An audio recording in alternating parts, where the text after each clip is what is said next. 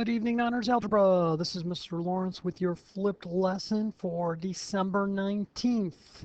And we are going to be continuing solving systems by substitution. Yes, we are solving systems by substitution.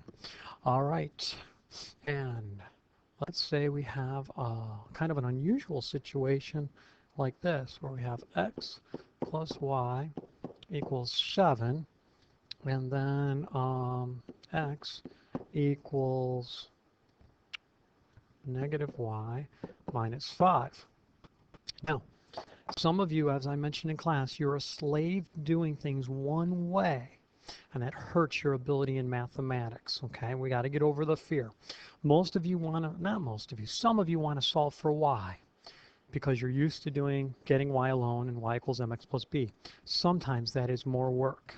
In this problem, what I'm going to do is I'm going to look at x in the first equation, y in the first equation, x in the second equation, and y in the second equation. And I'm going to look and kind of think ahead which variable would be the least amount of work to solve for. Now, none of the variables seem very difficult in this case because all the coefficients are 1 or negative. But if I look at x in the second equation, what do you see? It's already alone. So there is no work to solve for it. Given a choice between doing some work before I start the real problem or no work before I start the real problem, I'm going to choose to do the no work before I start the real problem, because the real problem has enough work in it already. I don't need to add extra steps just for the sake of security. All right, so x is alone in the second equation. I am going to rewrite the first equation, but wherever I see an x, I'm going to put negative y minus 5 in its place in parentheses. So right off the bat, I'm going to write negative y minus 5 plus y equals 7. All I did was substitute in. All right, now some of you already have like a warning flag going off. You're like, but if you do that, something's going to happen. Yeah, and that's okay that something happens. All right, parentheses are actually unnecessary. Let's simplify the left-hand side. It looks like I have a negative y and a positive y. They're going to cancel out. And I'm going to have a negative 5 equal to a positive 7. When does negative 5 equal 7? Hopefully you're thinking it never equals 7. That means that this problem has no solution. Oh, that's not solution. I'm not sure what that was. Solution. All right, no solution for this problem. James Bollinger would tell you that this means that the lines are parallel, and he's correct, graphically speaking. Let's go back and test. Let's see, this one's in standard form. Let's find the slope. It's going to be negative a over b, so that'll be negative 1 over 1, or more simply just negative 1. If this second equation has a slope of negative 1, well, then I know the lines are parallel, because remember, parallel lines have the same slope. So I'll tell you what, I'll take that second equation, I'll write it down, x minus y, x equals negative y minus 5, and I'll get y alone. So I'll get x plus 5 equals negative y. What is that? Negative y. And then I'll divide through by a negative 1, changing all of my signs. And now I can see clearly that my slope for the second line is negative 1 over 1, or more simply, negative 1. So the lines are indeed parallel. So a no solution problem ends up with a statement that can never be true. And if you think about that, that's pretty profound, but it makes a lot of sense. You can't ever have negative 5 equal to 7. It's simply not true. Therefore, these lines can never cross. Hence, they must be parallel. If you check their slopes, they're parallel. In fact, when we have a test or a quiz, you may want to go and check, see if the two lines are parallel first, and then go ahead and solve it. Because if they're parallel, you know there's no solution right off the bat. Now, of course, you'd have to show the work. You couldn't just go, they're parallel. You'd have to show the work of finding the slopes to be the same. but then why waste your time doing all that work to realize there's no solution? All right, just an idea. All right, let's look at another situation here. Hold on one moment, please. Let's say we have, got to be in right road, Mr. Lawrence, 2x minus 3y equals 8. And then let's say our other equation is y equals 2/3 x minus 2 2/3. All right, again, I'm going to solve by substitution. I'm going to go ahead and plug this. You know, something's bothering me. Let me just back up a second here. Hold on one second. You know, I said here to check and see if the slopes were the same, right? And if they are, there's going to be no solution. You know, that's not exactly 100% true. And you're going to see why in this problem. Because I think if you listen to what I said and you're checking the slopes, you're getting the same. But this will not be a no solution case. So it's still a good idea to check the slopes first. But let's look at this problem, and then you'll see what I'm talking about. All right, y is already alone in the second equation. So I'll rewrite the first equation. But wherever I see a y, in parentheses, I will write what y is equal to, 2/3 x minus 2 2/3. You know, I don't want to deal with minus 2 2/3. I would rather turn that into 8/3. I multiply 3 times 2 to get 6, add 2 to get 8. So minus 8/3. It's just easier for me to distribute a 3 to 8/3 than it is to do it to 2 2/3. All right, just a matter of preference there. Okay, so let me finish solving this. That needs to be equal to 8, I believe. Okay. All right, so I'm going to distribute this -3, and I'll think about it as a -3/1. Those will cancel. I'll have a -2x, and when I go here, the 3's will cancel. This 3 will cancel with that 3, and I'll get a +8 equal 8. All right. Simplifying my left-hand side, 2x minus 2x is 0, so I get 8 equals 8. When does 8 equal 8? Well, it always equals 8. So this problem has infinitely many solutions. Okay, infinitely many solutions. What does that mean on a graph? It means they're the same line. They are. All I did to get my second equation was take this equation and put it into y equals mx plus b form, or slope y-intercept form. All right, that's all I did. So it's the same line. So therefore, where do they cross? They cross everywhere because they're right on top of each other.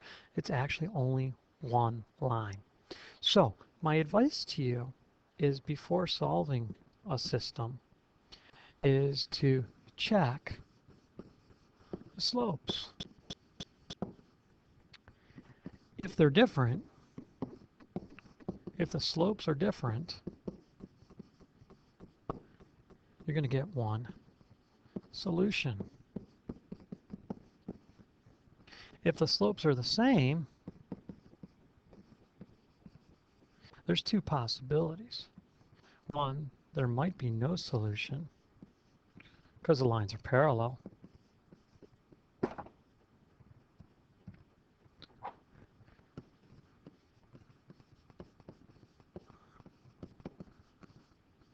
Or you might get infinitely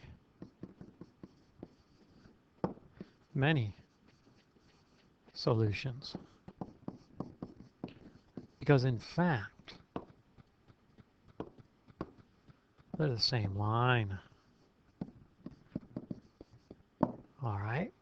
So my advice to you is to check the slopes first. Okay. We're going to get a chance to practice some of these in class tomorrow, but I'll tell you what, I'll give you two sample problems here, and you can go about them. Number one will be y equals 1/2 x plus 9. And then equation 2 will be 2y minus x equals 1. All right, your second problem.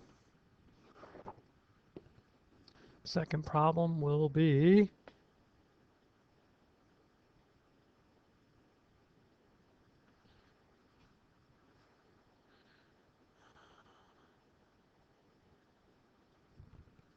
sorry, long pause there. Hold on one second. Y plus 6x equals 8. And y equals negative 6x plus 8. Okay, go ahead and pause the video. Check those slopes. See if they're different. If they're different, you need to solve. If they're the same, you got to determine, are they parallel lines or are they the same line?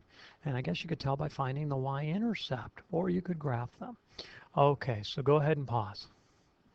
If you've paused, unpaused that is, I assume you're ready. Well, it's obvious that in the first equation, the slope of the first equation is 1/2.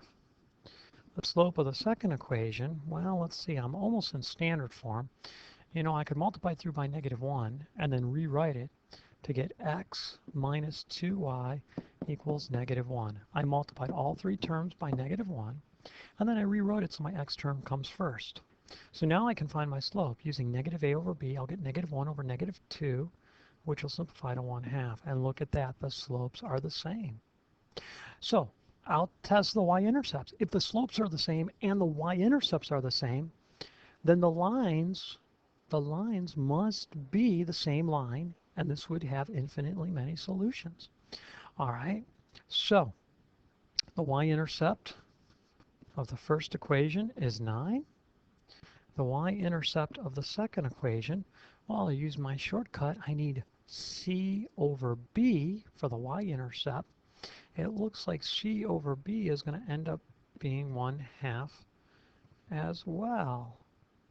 Yeah, 1/2. That's just a coincidence that it's that way. Remember, this one is not a point. That's not a point. The 1/2 here is the 0.01/2. So my y-intercepts are different, so these lines are parallel. There will be no solution.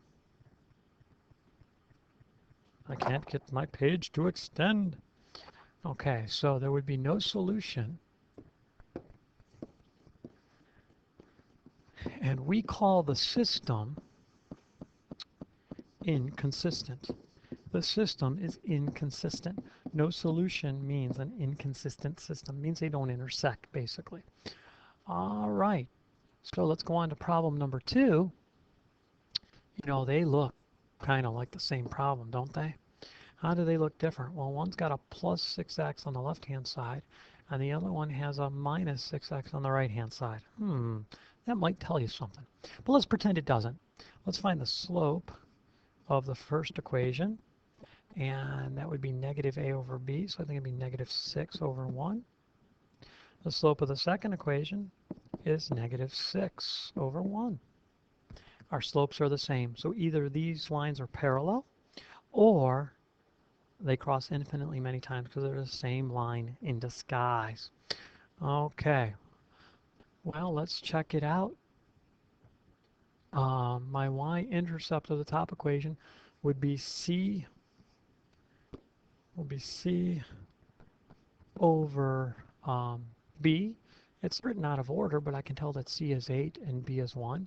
So my y-intercept is going to be 8. All right. My y-intercept of the second equation is easy because it's in slope y-intercept form. That equals 8 as well. So I've got the same exact slope and the same exact y-intercept. That means that these are the same line, which translates to them having infinitely many solutions. Now, any system that has at least one solution we say is consistent. Consistent. Any system that has at least one solution we call consistent. So all the systems that you solved Monday in class and finished at homework, They were consistent systems. Okay, that's your lesson for today. We'll get a little practice with tomorrow. And remember, I will be posting some videos over the break. Please go ahead and make sure you make time to watch them. I probably won't post them all right away.